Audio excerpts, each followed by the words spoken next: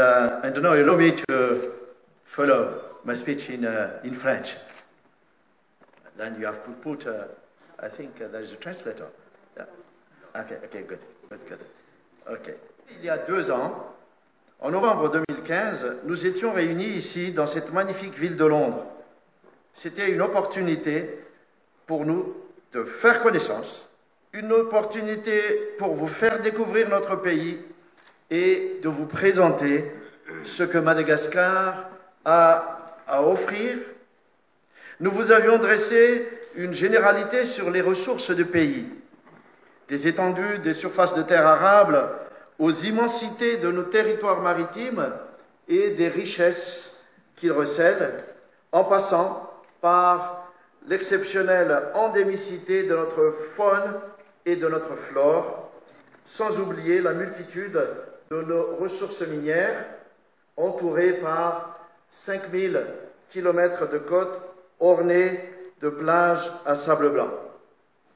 Cette année donc, année de célébration du 200e anniversaire de relations diplomatiques et commerciales entre le Royaume-Uni et Madagascar, je voudrais vous parler de comment les choses ont évolué dans mon pays. Nous ne cessons d'améliorer notre climat des investissements. Et rien qu'en 2016, nous avons réalisé 20 réformes relatives à l'environnement des affaires. La création d'entreprises, le permis de construire, la propriété foncière, la justice commerciale, le commerce transfrontalier et l'administration fiscale en sont des exemples. À fin 2016, nous avons adopté notre loi sur les partenariats publics-privés.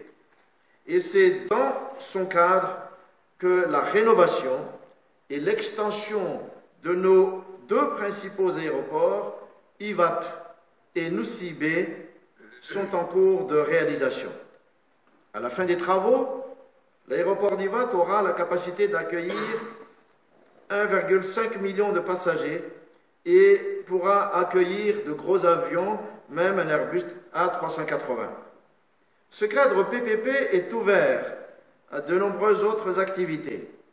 Et cette année encore, nous avons réformé, si je ne cite entre autres que la mise en place de la centrale des risques et l'amélioration du paiement des impôts.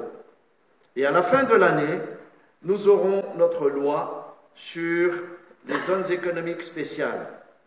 Avec ce nouveau cadre s'offre une variété d'opportunités dans les secteurs aussi divers que le textile, l'industrie alimentaire, la technologie, etc.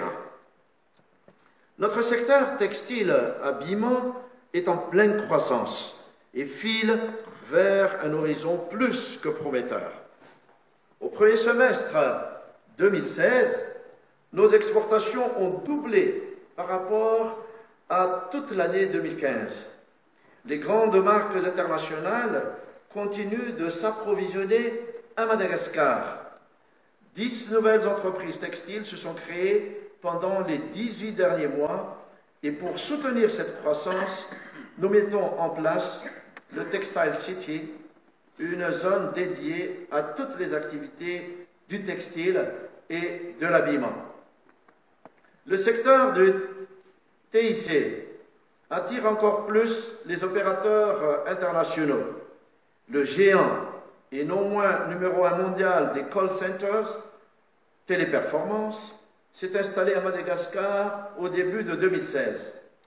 Beaucoup d'autres marques internationales, comme SFR, Mythic, etc., ont également décidé de faire confiance aux téléopérateurs malgaches. Et le secteur présente encore d'innombrables opportunités. Le secteur tourisme maintient sa croissance.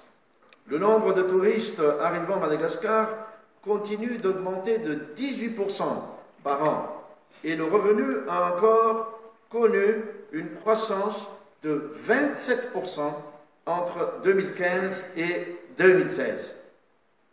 Turkish Airlines a commencé à desservir la Grande Île en fin 2015 et Ethiopian Airlines nous a rejoints en mars de cette année. L'engouement des touristes à venir à Madagascar est indéniable.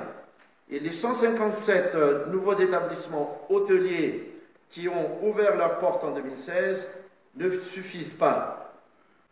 Il reste encore beaucoup à faire. Si aujourd'hui, nous avions choisi deux secteurs spécifiques, l'énergie et les mines, c'est parce qu'ils méritent également une attention particulière. Conscients des enjeux environnementaux et climatiques auxquels le monde entier fait face aujourd'hui, nous sommes déterminés à exploiter nos ressources et à développer le pays dans le plus grand respect de l'environnement. Nous nous orientons vers les sources d'énergie renouvelables. Nous disposons d'une quantité immense de fleuves et de rivières en matière d'hydroélectricité. Et les autres sources, éoliennes, solaires, biomasse, etc., sont également à exploiter. Et bien évidemment, la loi PPP que j'ai citée auparavant est le cadre favorable pour les investissements dans le secteur de l'énergie. La richesse de notre sous-sol est connue par tous. Elle regorge de minéraux industriels et métalliques, de ressources énergétiques et de pierres précieuses.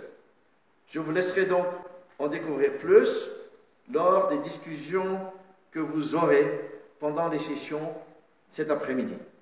Je souhaite donc un très bon forum et que chaque opérateur privé ici présent aujourd'hui puisse nouer des relations avec des partenaires et ce pour des intérêts mutuels, durables et dans un esprit win-win. Merci et à bientôt à Madagascar. Thank you.